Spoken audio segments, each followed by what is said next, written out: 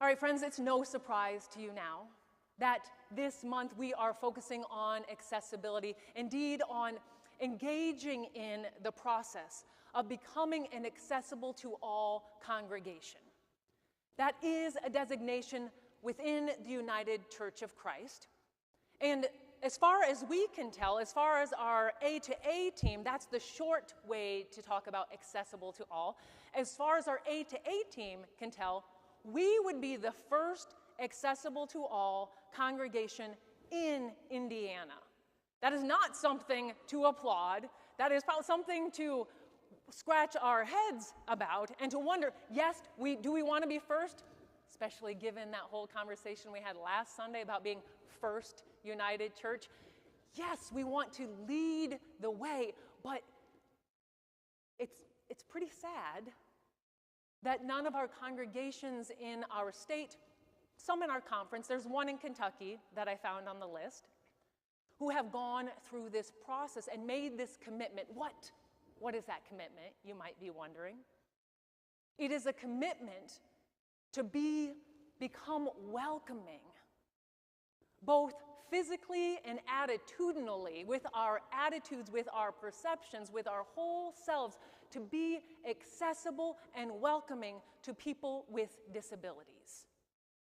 So we are on that journey, and this is a step, not the first step. Some of you participated in the presentation that was offered by our A to A team, and some of you maybe weren't able to attend that presentation, but have encountered and experienced that presentation via the link that is in your email announcements every week and has been there every week for the last few months. If you haven't viewed it yet, experienced it yet, you are invited to do so after worship today, sometime, especially within this month as we engage in this process.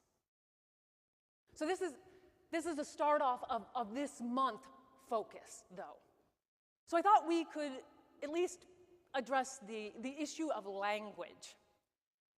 What do you call people with disabilities or disabled people? Sometimes, and I know I have been in this place, we'll use what we think are prettier words, euphemisms, to refer to people with disabilities.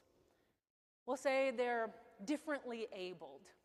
We'll say they're handy-capable. We'll say they have special needs, something like that.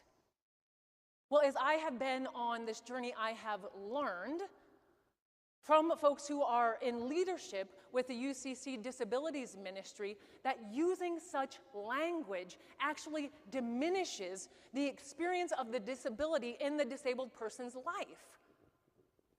Use the word disability. Use the word disabled. Now, there is some confusion, maybe not confusion, there could be some difference, or there's a choice. Some people like to say it's person first language. It's people first, people with disabilities. And then there are folks who like to be referred to as a disabled person.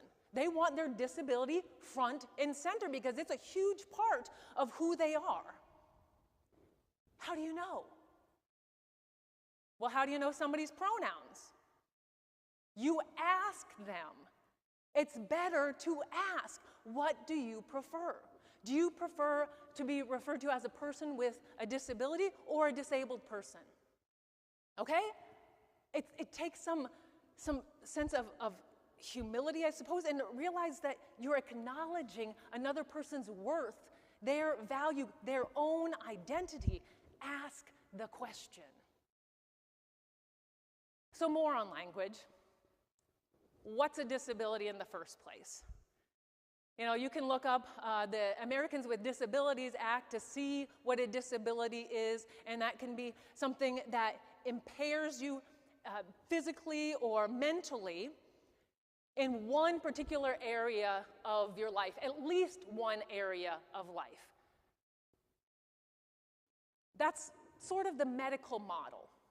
Again, as I have been on this journey, I've learned that there are at least 3 models of disability, one being that medical model. One being that medical model being it's in the individual. The individual has an impairment, has a problem that they then need to seek assistance with so that they can go out and live in the rest of society as an independent human being. Then there is the charity model, which is often found in churches.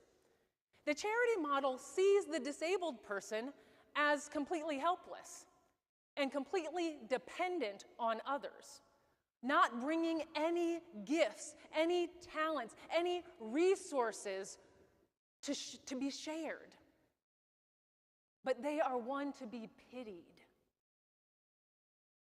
And then there is a third model that is quite prevalent in the disability community, the social model, that understands disability as being something that is created by society, by lifting up, creating barriers for access, for opportunity.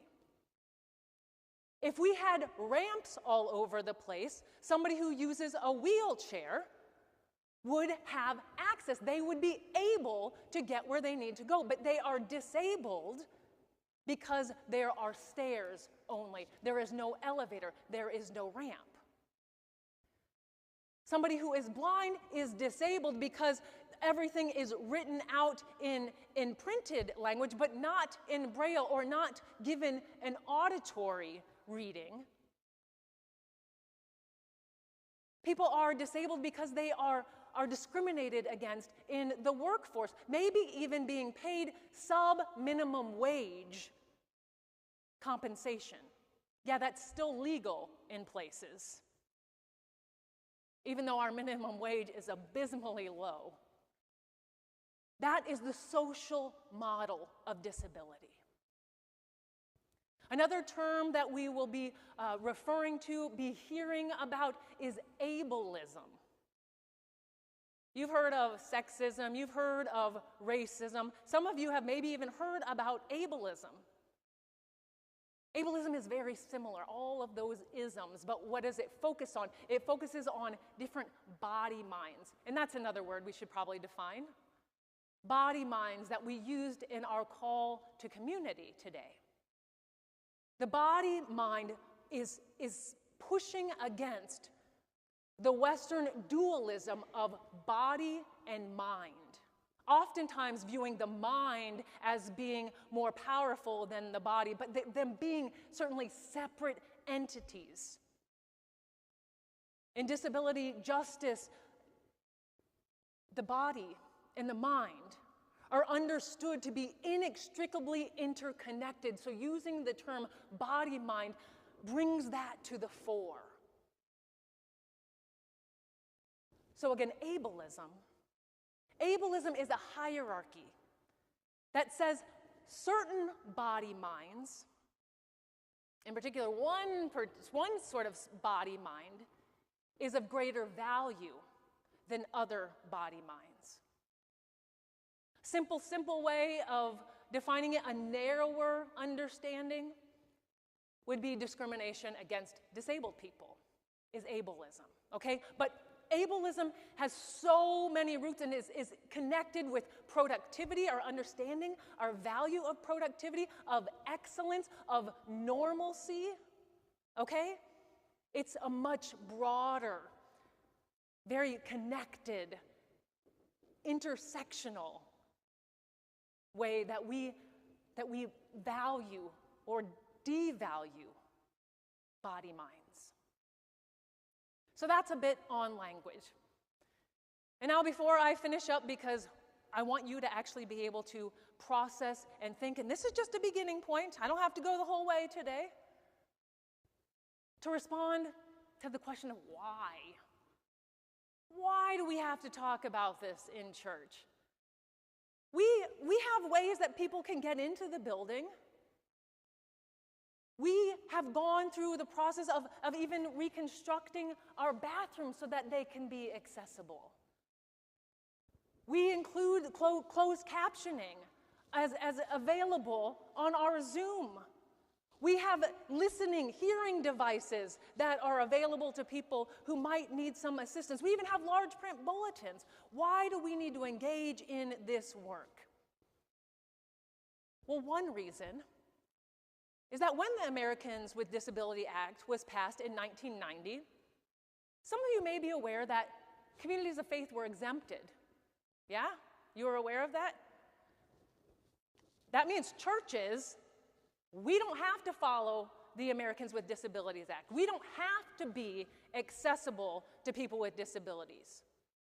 We can view it as a benevolence, something that we are doing out of perhaps that charity model that I mentioned earlier. The reason that that is the case is because powerful groups of churches in particular, religious organizations, came together and lobbied against being included in the ADA. They said this is an infringement on our First Amendment right to practice religion as we best see fit. So we continue to be exempt from having to follow ADA regulations. And again, a big part of that is that the church and broader society, but the church is still strong in the U.S., that the church continues to perpetuate the lie that people with disabilities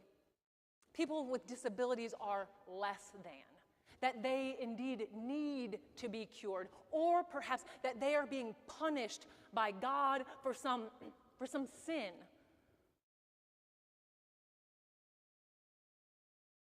Churches today continue to perpetuate that lie. And why do we need to be a part of this conversation? Why do we need to and be in this process together? Because we profess a different gospel, a different message that says, as our scripture today laid out, that people with disabilities, that those who are blind, that those who are poor are welcome at this table, that are welcome, that are a part of God's community, of the divine community, that if that piece is missing, if those folks are missing, we don't have a chance at realizing that beloved community, that beauty of justice and joy that the divine envisions. We are called to love those who have been pushed to the margins of society and to transform this society, but we gotta start here. We have to do that work here as well.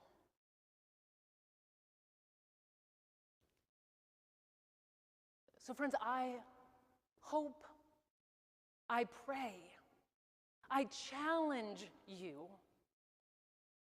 to be a part of this journey as we affirmed in our most recent congregational meeting. Remember, Ben and Vicki came up and presented, they talked about becoming accessible to all and said, we're going to move forward with this process. Will you all affirm that? And then I got up and I said, don't just rubber stamp this. This is something you're invited to be actively engaged in. This is a part of that active engagement, friends. To be a part of widening the welcome that we offer as First United Church. To proclaiming with clarity so that everyone can perceive that people with disabilities, that disabled people bear the image of God, that they proclaim the gospel, that each of us is beautiful and loved and gifted as we are, with our different bodies, our diverse bodies, with our different minds, our diverse minds, with the diversity of body minds that we are. So friends, as one more phase, one more movement in that process, I invite you now into a time of reflection. There is in your bulletins a quote. And I realized after the bulletins had been printed that I mistakenly left off the source of this quote. It's from Amy Kenny in a book called My Body is Not a Prayer Request, Disability Justice in the Church. I'll read the quote aloud, but I wanted you to have it available to you in print as well.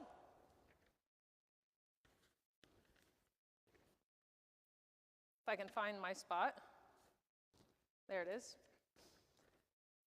To consider this and to engage in a time of reflection on the quote, a 2018 poll found that 67% of people feel uncomfortable talking to a disabled person.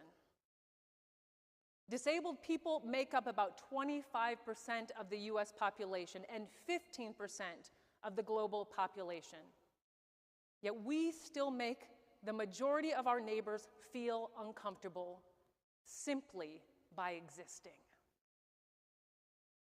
Friends, I invite you to write about, perhaps even to draw or to mold about. You can use the Play Pray space if you would like for the next few minutes to reflect on these questions. What is your initial response to this quotation? What is your initial response to disabled people? Do you try to cure them, to pity them, to condescend them? Again, these prompts are from Amy Kenny's work. Are you open to the ways disabled people might teach you? I invite you during this time to reflect on your own relationship to disability